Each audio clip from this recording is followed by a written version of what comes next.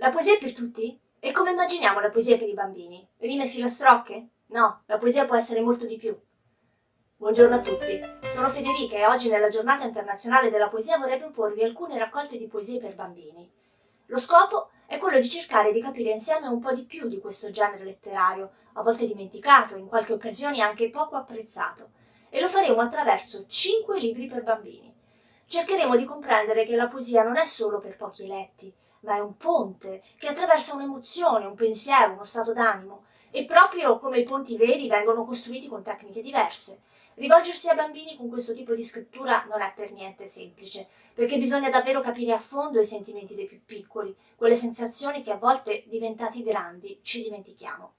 Ma autrici del calibro di Chiara Carminati con i suoi libri riescono a trasportarci in un mondo poetico, perfetto, ritagliato a misura sul lettore. I primi 2 libri che vi presento infatti sono proprio di Chiara, sono Poesie per aria, illustrato da Clementina Mingozzi ed edito da Topi Pittori, e Viaggia verso, Poesie nelle tasche dei jeans, illustrato invece da Pia Valentinis ed edito da Bonpiani.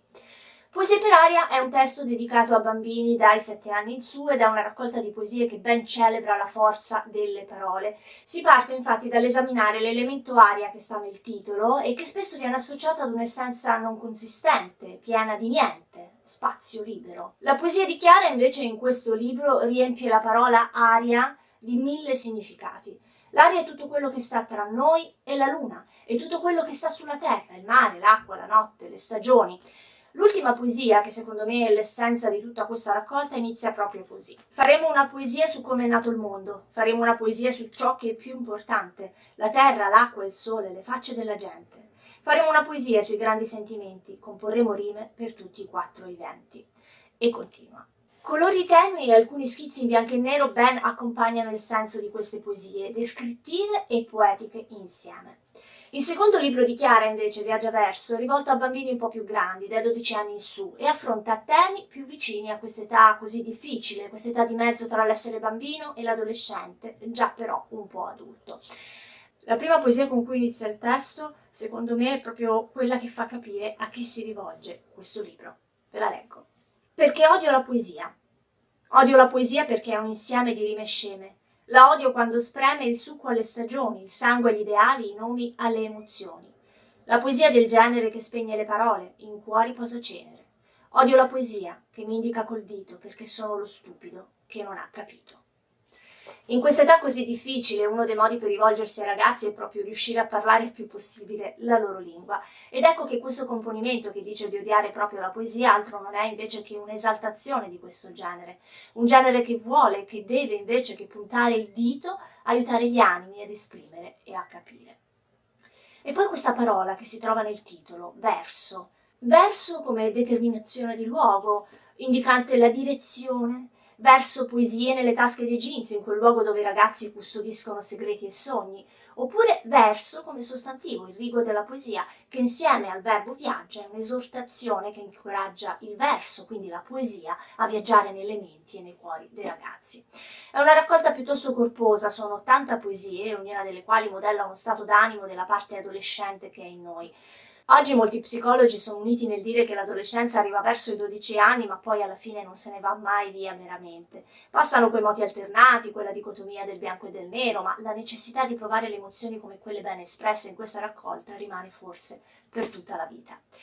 La terza raccolta di poesie che vorrei suggerirvi è Poesie naturali, scritto da Alessandra Berardi Arrigoni e illustrato da Marina Marcolin, con l'edizione sempre di Topi Pittori.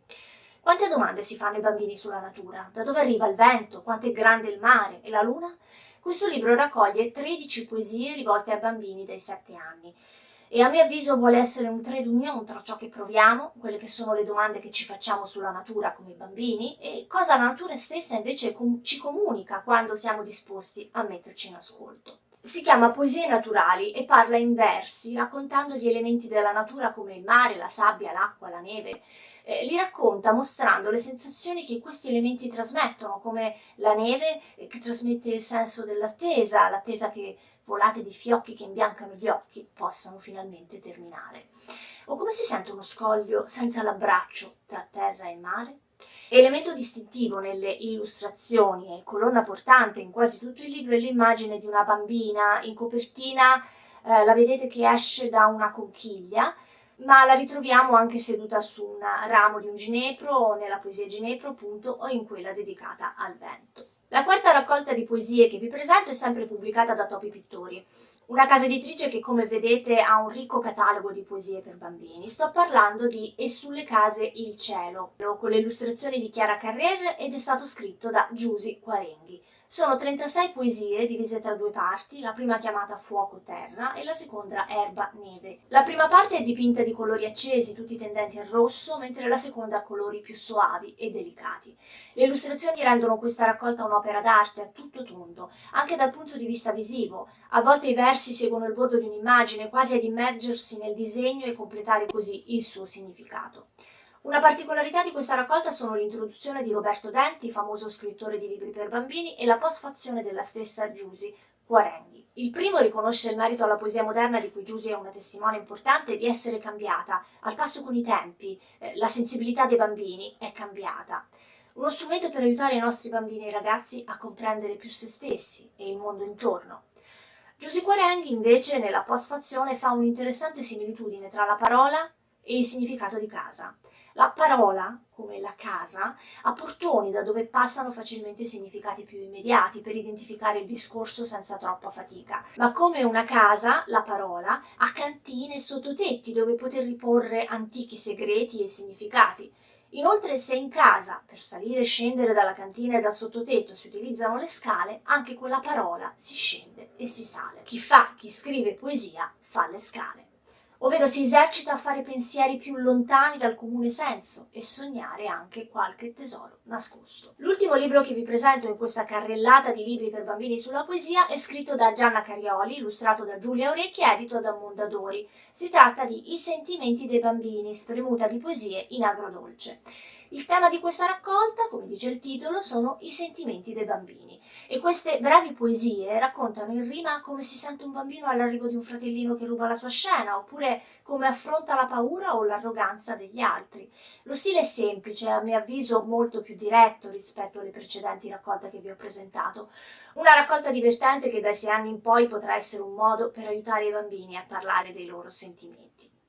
Bene, anche per oggi ho finito, spero che questa selezione di testi per la giornata internazionale della poesia vi sia piaciuta. Fatemi sapere nei commenti se ne conoscete altri.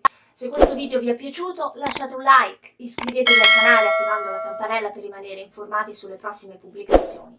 Noi ci vediamo presto con un altro video. Ciao!